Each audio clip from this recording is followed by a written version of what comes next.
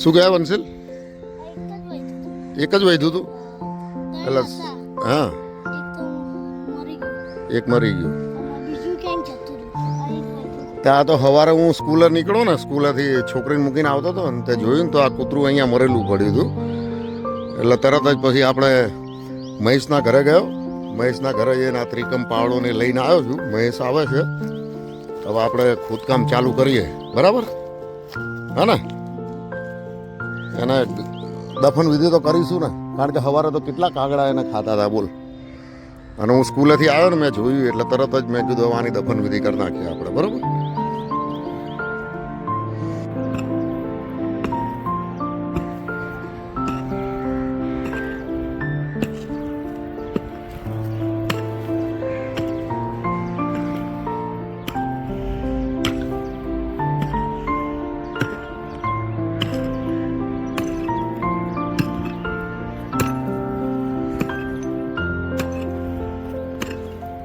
પથ્થર નીકળે છે ને સારું તકલીફ થાય છે.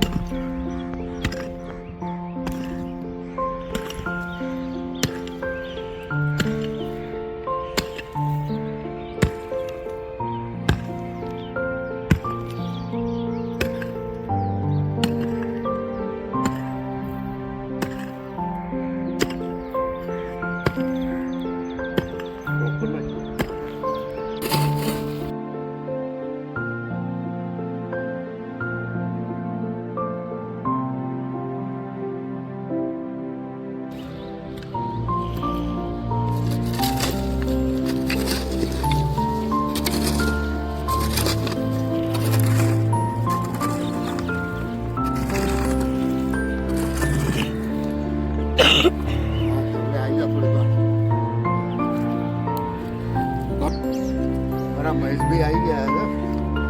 મહેશભાઈ રાઠોડ એમને તો આવું પુણ્યનું કામ બહુ ગમે. મહેશભાઈને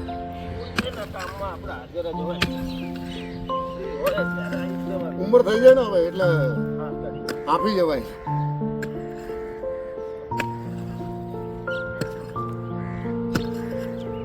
કેટલી પબ્લિક અહીંથી નીકળતી હોય, ફાટક બંધ છે કે હજારો પબ્લિક નીકળે છે, પણ એવું નહીં કે આપણે આ રીતે થોડો સમય આપી તમે દફન વિધિ કરી નાખી.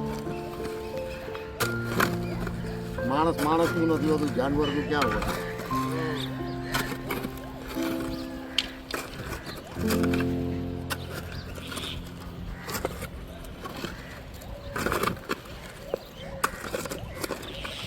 મહેશનું લાગે અહીંથી આમ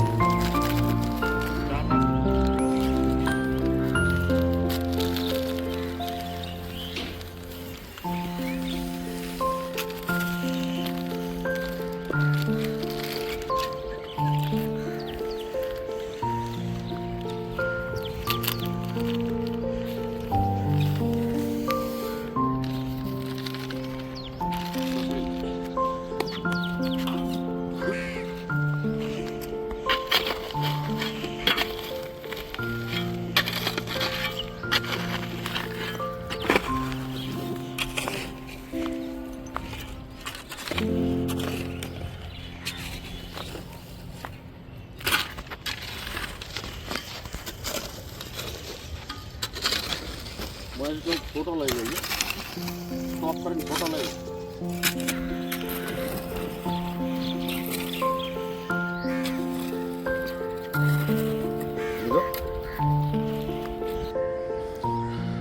તો મિત્રો અમારા મહેશભાઈ દફન વિધિ કરી દીધી છે અને સવારે હું સ્કૂલેથી આવતો હતો ને ત્યારે મેં જોયું કે અહીંયા કૂતરાનું એક્સિડન્ટ થયેલું છે.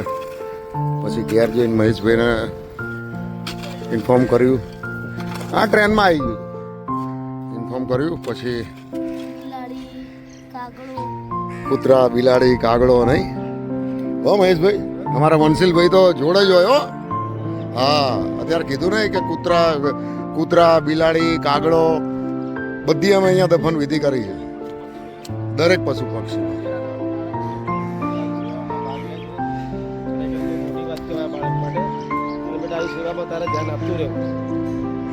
અરે મને ખબર ના હોય ને મહેશભાઈ તો એ ઘેર છે નહીં.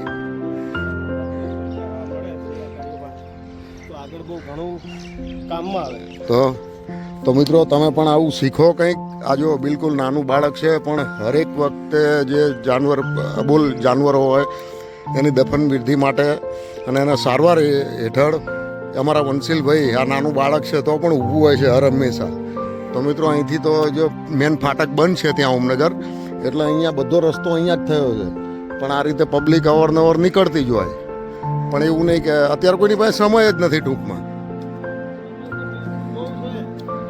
કરવું નથી એમ ને. હા હા, નથી કરવું. હા, કર્મ સારા કરો તો એનું ફળ ઉપર વાળો આપે જ છે.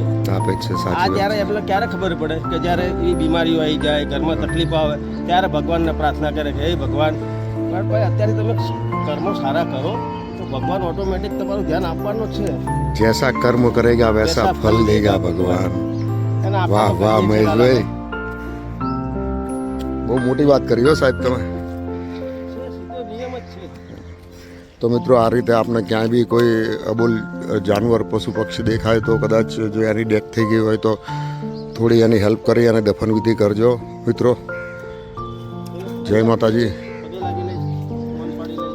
હા, મૌન પાડી લો.